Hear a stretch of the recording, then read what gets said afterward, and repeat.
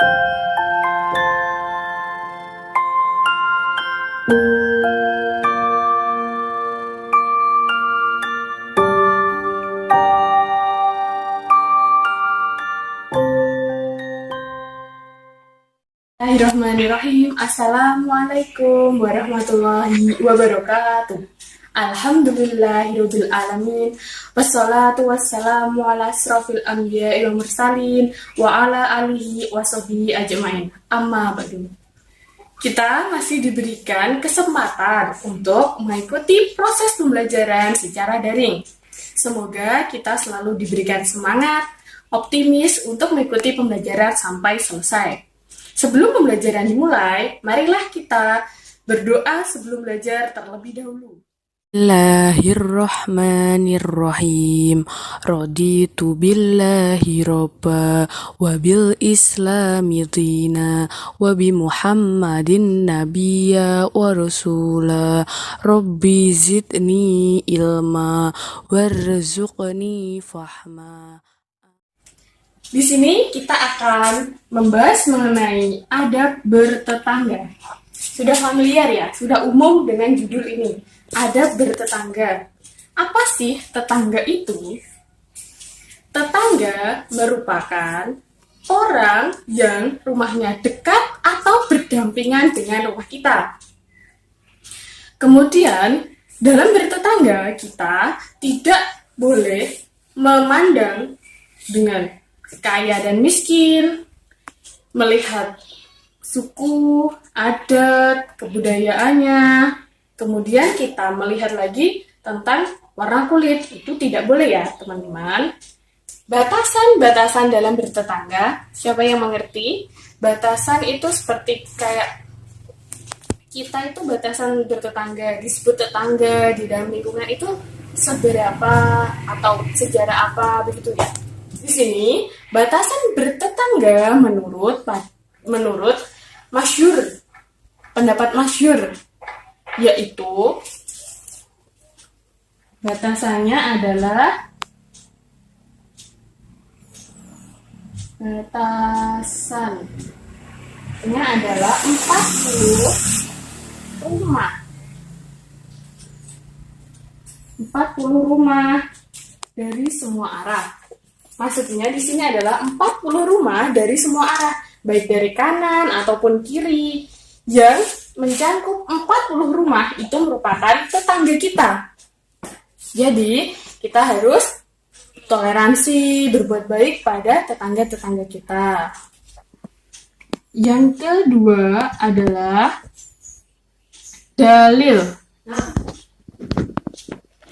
Dalil atau dasar hukum hidup bertetangga. Di dalam masyarakat, kita hidup bertetangga harus saling berinteraksi, bergotong royong, saling membantu antara satu dengan yang lainnya. Maka kewajiban untuk menghormati dan menghargai tetangga kita merupakan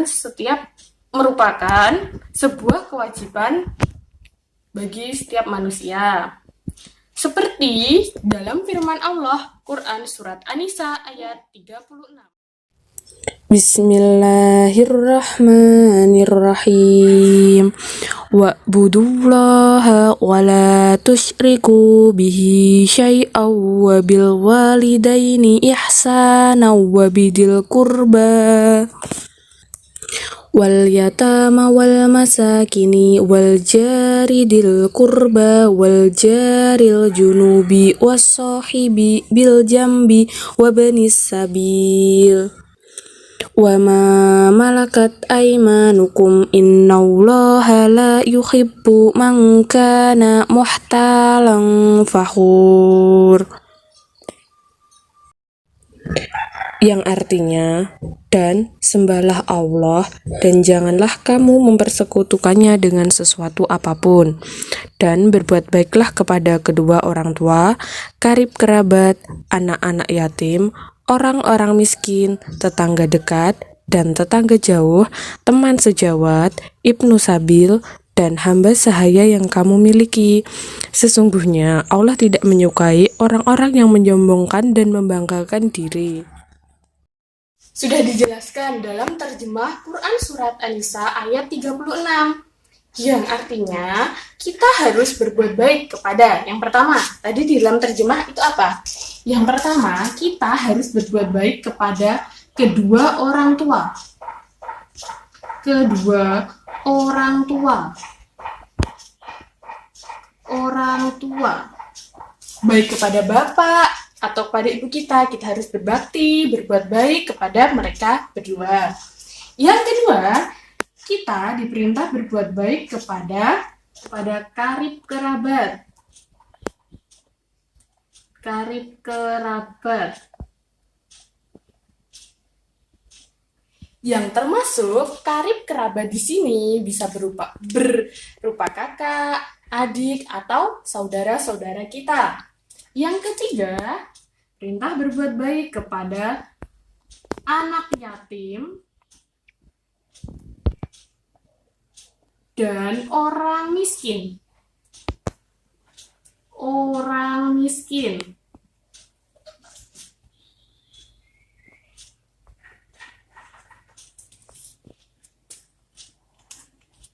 Yang ketiga adalah berbuat baik kepada anak yatim dan orang miskin. Orang miskin itu siapa? Orang yang tidak mampu memenuhi kebutuhan hidupnya, walaupun dia bekerja sepanjang waktu.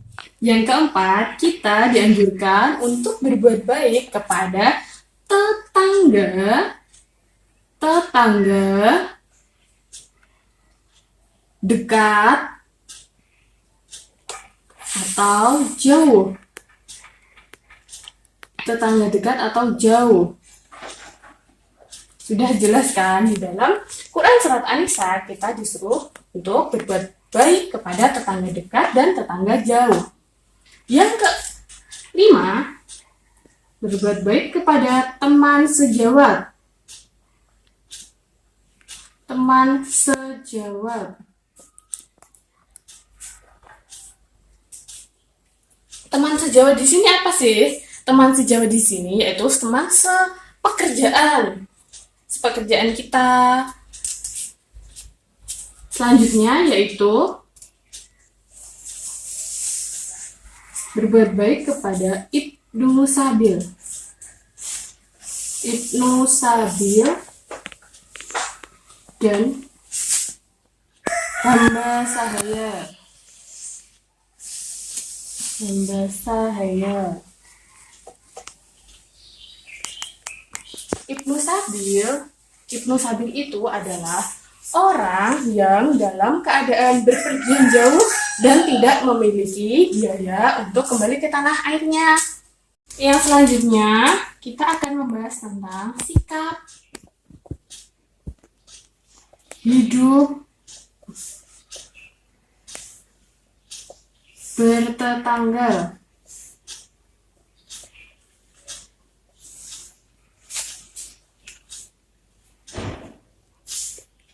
Sikap hidup bertetangga. Yang pertama yaitu sikap saling menghargai dan berbuat baik kepada tetangga kita.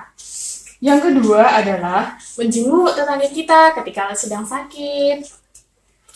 Karena apabila kita berhubungan baik dengan tetangga, kehidupan kita dalam masyarakat akan tertata, akan lebih damai. Contoh yang selanjutnya yaitu mengembalikan hak adami. Hak adami di sini berupa membayar hutang apabila memiliki hutang pada tetangga kita. Yang kedua, mengembalikan barang pinjaman yang kita pinjam dari tetangga kita.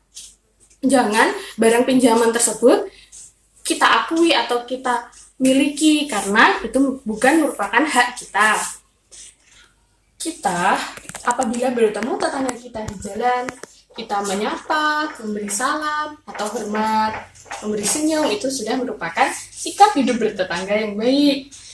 Terus, sikap yang selanjutnya yaitu kita dapat menolong tetangga kita apabila membutuhkan bantuan kita. Kita bisa menolong berupa materi, yaitu terkait tentang sandang, pangan, ataupun papan. Apabila kita tidak bisa menolong tetangga kita dengan materi, kita Menolong tetangga kita dengan berperilaku atau beraktivitas, seperti apabila tetangga kita membutuhkan bantuan kita untuk memperbaiki rumahnya, memperbaiki jalan, atau membangun rumah, dan lain sebagainya. Jadi, sikap hidup bertetangga apapun bisa kita lakukan. Terus contoh selanjutnya yaitu kita tidak boleh menyakiti tetangga kita, baik dengan ucapan ataupun perbuatan, karena kita tidak pernah tahu bagaimana kondisi tetangga kita apabila kita berbuat itu. Misalnya, kita berbicara yang kasar pada tetangga kita, pasti tetangga kita akan merasa tidak enak atau marah pada kita, atau merasa yang tidak enak, yang bagaimanapun itu tidak baik ya. Oke. Di sini ada gambar. Yang pertama adalah tentang gotong royong. Contoh adalah gotong royong. Contohnya, dalam gambar tersebut kan ada orang-orang sedang bekerja sama. Entah itu memperbaiki jalan atau memperbaiki rumah, mereka bergotong royong di sini. Terus, kemudian dengan bergotong royong, kita menjadikan pekerjaan menjadi lebih mudah. Kita menjadi lebih rukun, damai, dan tentram. Ya, seperti itulah. Contohnya, cukup sekian pembelajaran kita pada hari ini. Tugas anak-anak di rumah yaitu mencari sikap hidup bertetangga. Contoh sikap hidup bertetangga yang lainnya selain yang disebutkan tadi. Dan setiap anak mencari satu gambar yang berhubungan dengan contoh sikap hidup bertetangga. Dari satu gambar tersebut dideskripsikan dan dianalisis adab bertetangga dari gambar tersebut itu seperti apa. Sekian pembelajaran kita pada pagi hari ini. Semoga kita selalu dalam lindungan Allah Subhanahu wa taala.